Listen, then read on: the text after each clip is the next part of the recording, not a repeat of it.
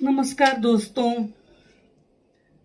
आप देख सकते हैं दो पुस्तकें। जी हाँ, सुकून कहाँ, चिंतन के आयाम। देखिए, और इनकी रचनाकार एक ही, डॉक्टर मुक्ता।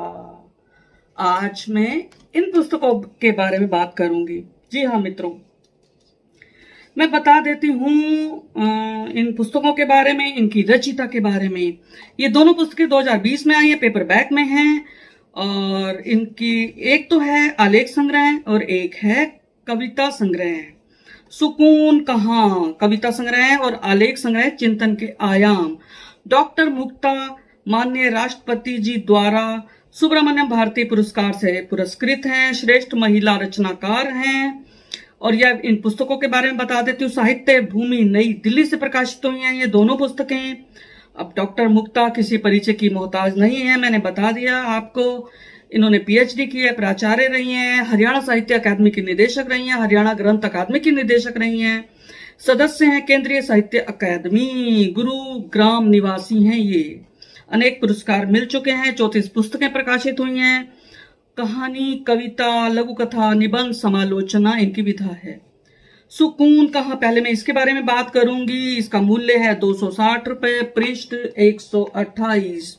यह इनका 12वां काव्य है। इसमें सामाजिक विषमताओं का और विखंडन का, भ्रष्टाचार का, मानवीय मूल्यों के शरण का लेखा जोखा है। इन कविताओं में 139 कविताएं हैं, बड़ी छोटी दोनों आकार की। गद्य कविता, मुक्त छंद, अभिधा, लक्षणा, शब्द शक्ति का प्रयोग किया इन्होंने। मानवीकरण, अलंकार है, भाषा सरल है। तद्भव शब्दों का अधिक प्रयोग किया है, तत्सम शब्द भी हैं, बिंब, प्रतीक सभी हैं इसमें। इनमें निराशा है, बेचैनी है, तलखियां है, संघर्ष है, बेरहम दुनिया से आहट की आहट है। इनमें सुकून की तलाश में है ये कविताएं। अंधेरे में उजाले की हल्की सी किरण है इनमें। नारी को संघर्ष के लिए प्रेरित करती हैं। सिरफिरे लोग दहशतगर्द हैं, ये कविताएं कहती हैं। पति पत्नी संबंधों में दरार से बचने को कहती हैं ये मुक्ता जी। कविता आशियां और चल मन, ये बेचैन मन की गाथा कहती हैं कविताएं। लम्हा लम्हा में वियोग श्रृंगार है। ए मालिक सर्वहारा वर्ग की व्यथा कहती है, कुछ नहीं बदला, रावण आज भी लोगों के भेष में जिंदा है, ये कहती है मुक्ता जी। कैसी विडंबना, झूठे का प्लेट लिखा है इसमें। कविता अच्छी है लेकिन झूठे की जगह झूठे हो गया है गलती से।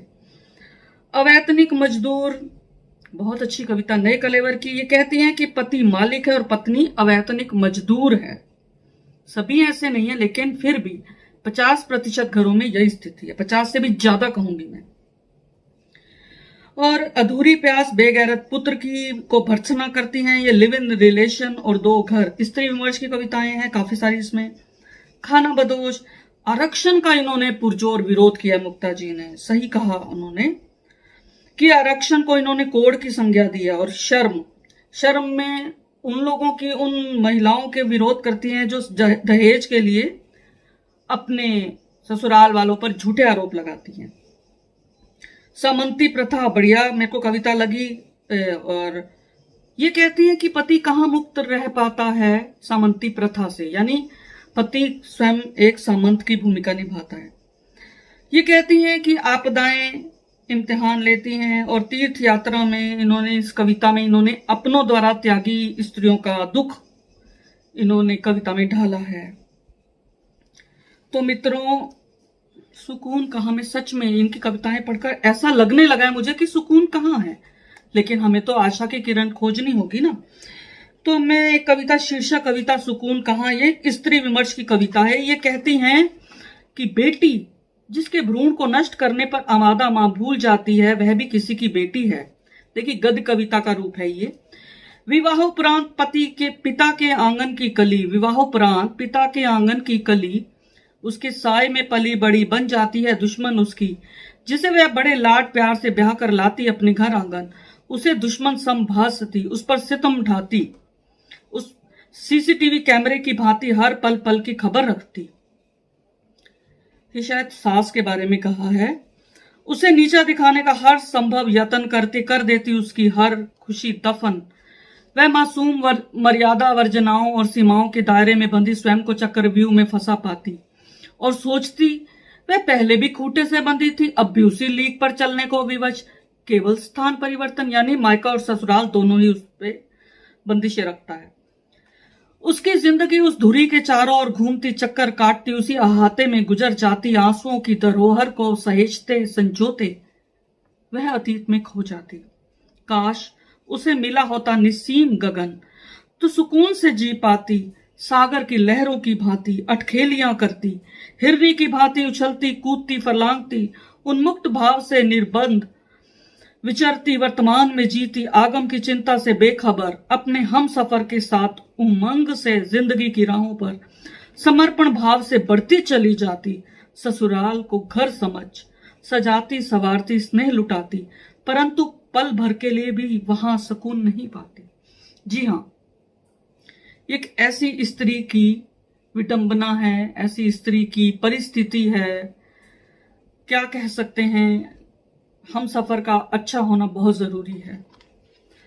और इसी के कविता, अंतिम कविता में पढ़ती हूं। कौन, छोटी कविता है ये कहती हैं, अजनबी हर पल इस जहान में खुद से बेखबर, अपनों की भीड़ में अपनों को तलाशता, अंतर मन में नहीं झांकता, न ही अपना पता जानता। कौन है, क्यों आया यहां, क्या उसके जीने का मकसद, क्या उसके जीने का मकसद। जी हाँ, मुझे लगता है कि हर व्यक्ति ऐसा सोचता है। तो अगर मुझसे पूछिए तो हर व्यक्ति को अपने जीवन का मकसद पता चल जाता है और वह उसी दिशा में कार्य करने लगता है। अब मैं दूसरी पुस्तक के बारे में बात करती हूं, चिंतन के आयाम। देख सकते हैं आप, मुक्ता जी ने ये रचा है इसे। इस पुस्तक का मूल्य 195 रुपए है, पृष्ठ 160 है। इसमें 31 आलेख है, विभिन्न विषयों में है। कलमकार कैसा होना चाहिए, पहला आलेख मुझे बहुत अच्छा लगा। इसका शीर्षक है कलम से अदब तक। इन्होंने बहुत अच्छा लिखा है, आलेख मुझे अच्छे लगे और आलेखों में मुझे आशा की किरण नजर आई, खूब सारी आशा नजर आई, क्योंकि इन्होंने समस्या के साथ अंत में समाधान भी सुझाया है, जबकि कविताओं में सिर्फ समस्याएं का लेखा जोखा है, समस्याएं बताएंगे। तो कलम से अदब तक ये कहती हैं, सत साहित्य रचना चाहिए साहित्यकार को। सत साहित्य वह है जिसका प्रभाव दूरगामी हो, लंबे समय तक बना रहे और मंगलकारी हो। सस्ती लोकप्रियता के पीछे मत भागिए, सब्र रखिए, विनम्र रहिए। जी हाँ, एक साहित्यकार को ऐसा ही होना चाहिए। आगे कहती हैं कि यह समाज दिशाहीन हो गया है, जीवन मूल्य घट रहे हैं। आगे के आलेखों में इन्होंने इसी मुद्दे पर बात की है। और ये कहती हैं कि स्त्री का सम्मान करें, आधुनिक नारी के तेवर बदल गए हैं, ये इस पर भी चिंतित है और ये सच है। इन्होंने आज जो चल रहा है समाज, उसकी वस्तु स्थिति इन आलेखों के माध्यम से दिखाई है। और ये कहती हैं, इन्होंने एक बड़ा अच्छा मुद्दा उठाया कि पत्र पत्रिकाओं के साहित्य भी सबके अपने अपने खेमे हैं। कुछ संस्थाएं तो पीएचडी और डीलिट की मानद उपाधियां बांट रही हैं। ये व्यंग इन्होंने इसमें रचा है और ये बात सच है। एक उन्होंने बहुत अच्छा लेख लिखा कि युवा पीढ़ी संस्कारहीन क्यों, इसमें कारण और निवारण दोनों बताए हैं इन्होंने। समाज संवेदन शून्य होता जा रहा है, तमाशबीन होता जा रहा है, इस पर इन्होंने चिंता जताई है। इन्होंने अपनी रचना प्रक्रिया पर भी प्रकाश डाला है एक लेख के माध्यम से। इसका शीर्षक है मेरा लेखन सहज स्फूर्त है। स्त्री पर यौन हिंसा का इन्होंने विरोध किया है। दुष्कर्म को रोकने के लिए स्त्री को शस्त्र उठाने को भी कहा है इन्होंने। दुर्गा काली बनने को कहती हैं ये मुक्ता जी। एक और आलेख है मैं और मेरा हरियाणा। इसमें इन्होंने हरियाणा राज्य के निवासियों की उपलब्धियों का भी जिक्र किया है। हरियाणा के नारी अस्मिता प्रश्नों के दायरे में क्यों, ऑनर किलिंग क्यों, औरत दलित है क्यों, कितनी और निर्भया क्यों, ये सब सवाल पूछती हैं। ये सब समाज से पूछती हैं ये सारे सवाल। संवेदनहीन समाज क्यों, बाल यौन उत्पीड़न, बढ़ते तलाक, कौन जिम्मेदार, दोस्ती क्या है, इन सारे मुद्दों पर इन्होंने कलम चलाई है। अंत में सुखी जीवन का मंत्र, ये एक इन्होंने आलेख लिखा है, मुझे अच्छा लगा बहुत। इसमें मैं कुछ बातें आपको बताती हूँ, कुछ वाक्य कि सुखी जीवन जीने के लिए कहती हैं 2 बातें हमेशा याद रखें, मृत्यु और भगवान। और 2 बातें भूल जाइए। क्या? कि आपने किसी का भला किया है कभी या किसी ने आपका बुरा किया है। ये कहती हैं भूल जाइए उसे, तभी सुखी रहेंगे आप। 2 बातें और भी कहती हैं ये, किसी से अपेक्षा मत रखिए और किसी की उपेक्षा मत कीजिए।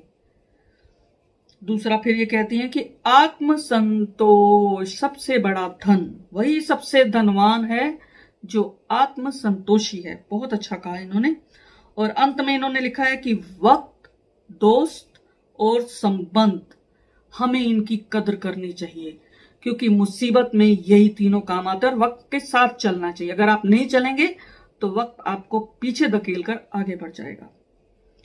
इनके सभी आलेख मुझे अंधेरे से उजाले की ओर ले जाने वाले लगे। तो धन्यवाद मित्रों, आप इन दोनों पुस्तकों को पढ़िए। और आपको कैसी लगती हैं वीडियोस, ये कैसी लगी, आप इसको शेयर कीजिए, लाइक कीजिए, कमेंट कीजिए और चैनल को सब्सक्राइब कीजिए। धन्यवाद दोस्तों, फिर मिलेंगे अगली कड़ी के साथ। नमस्कार।